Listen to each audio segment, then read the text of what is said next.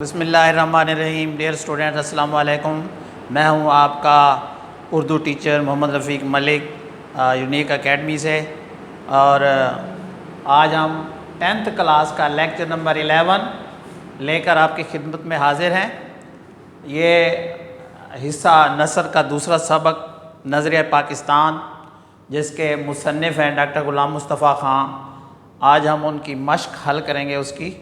تو سب سے پہلے سوالات کے مختصر جوابات۔ تو بارہا پہلے بھی کہہ چکا ہوں، مزید عرض کر رہا ہوں کہ سوال کی نوعیت کو دیکھتے ہوئے ٹو دی پوائنٹ جواب دینے کی کوشش کریں، بلا جواز سوال کو لمبا نہ کریں جواب کو، تاکہ مختصر ترین جواب اس کا دیا جا سکے۔ پہلا سوال تھا کہ کس دور میں مسلمانوں کی دینی معاملات میں مداخلت ختم ہو گئی؟ کس دور میں مسلمانوں کی آزادی ختم ہو گئی؟ تو اس سوال کا جواب ہے بیٹا کہ بادشاہ اکبر کے دور میں اس کی بے جا رواداری اور ملکی سیاست میں ہندوؤں کے عمل دخل کی وجہ سے مسلمانوں کی آزادی سیاست اور دینی معاملات میں ختم ہو گئی تھی۔ یہ اس کا ٹو دی پوائنٹ جواب ہے۔ دوبارہ دہرا دیتا ہوں، بادشاہ اکبر کے دور میں اس کی بے جا رواداری اور ملکی سیاست میں ہندوؤں کے عمل دخل کی وجہ سے مسلمانوں کی آزادی سیاست اور دینی معاملات میں ختم ہو گئی تھی۔ سوال نمبر 2 ہے کہ سلطان ٹیپو اپنی جد و جہد میں کامیاب کیوں نہ ہوا، کیوں نہ ہو سکا؟ تو اس کا جواب ہے بیٹا سوال نمبر 2، سلطان ٹیپو نے افغانستان، ترکی اور فرانس کی مدد سے انگریزوں کا مقابلہ کیا۔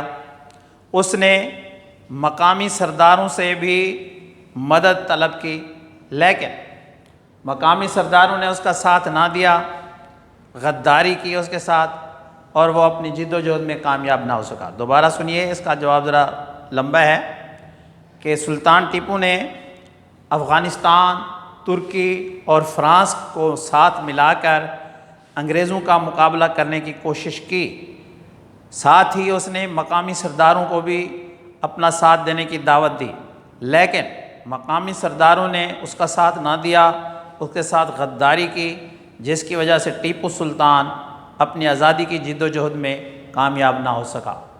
سوال نمبر 3 ہے کہ تحریک خلافت کیوں شروع کی گئی؟ سوال نمبر 3، تحریک خلافت کیوں شروع کی گئی؟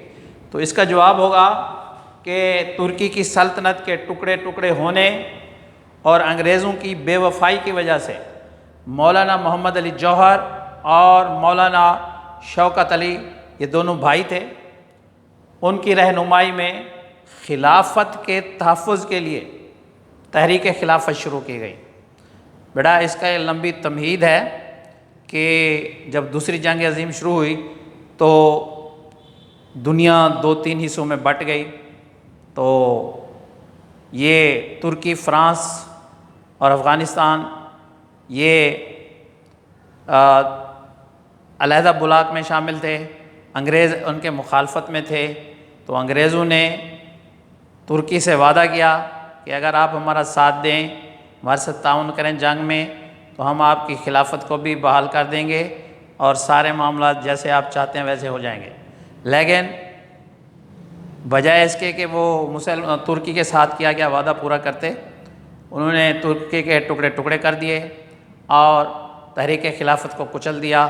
تو ان حالات میں ناگزیر ہو گیا کہ اس وقت جو ترکی تھا وہ خلافت کا مرکز تھا، منبع تھا۔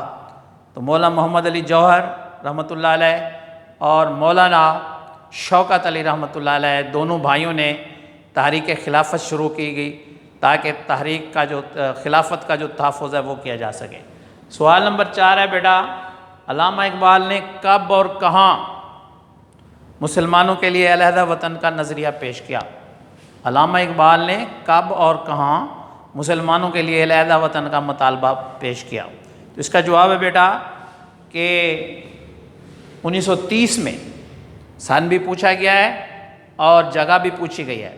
تو 1930 میں مسلم لیگ کے اجلاس میں علامہ اقبال نے الہ آباد کے مقام پر، الہ آباد 1930 میں مسلم لیگ کے اجلاس جو الہ آباد میں واقع ہوا، اس میں علامہ اقبال نے مسلمانوں کے لیے ایک علیحدہ وطن کا مطالبہ پیش کیا۔ 1930 میں الہ آباد کے مقام پر علامہ اقبال نے مسلمانوں کے لیے ایک علیحدہ وطن پاکستان کا مطالبہ پیش کیا کہ بھئی جہاں مسلم اکثریت علاقے ہیں ان کو ملا کر ایک ملک بنایا جائے، ایک ٹکڑا علیحدہ کیا جائے جس کا نام ہو پاکستان۔ تو اگلا سوال ہے ہمارا، اہل مغرب نے اپنی قومیت کی بنیاد کن چیزوں پر رکھی ہے؟ اہل مغرب نے اپنی قومیت کی بنیاد کن چیزوں پر رکھی؟ اس کا جواب ہے اہل مغرب نے خاندانی، نسلی اور قبائلی بنیادوں میں تھوڑی سی وسعت کر کے، ذرا سی وسعت کر کے قومیت کی بنیاد جغرافیائی حدود پر قائم کی۔ اس کا مطلب یہ ہے کہ یہاں ترک رہتے ہیں، یہ ترکوں کا علاقہ ہے، یہاں فرانسیسی رہتے ہیں جہاں جہاں تک، تو ان کی نسل ایک ہے، یا ان کا خاندان ایک ہے، یا قبائل ایک ہیں، تو وہ والی سرحد جو ہے وہ فرانس بن گیا۔ اسی طرح جہاں انگریز گورے رہتے ہیں وہ برطانیہ کہلایا، امریکی جہاں رہتے ہیں وہ امریکہ کہلایا۔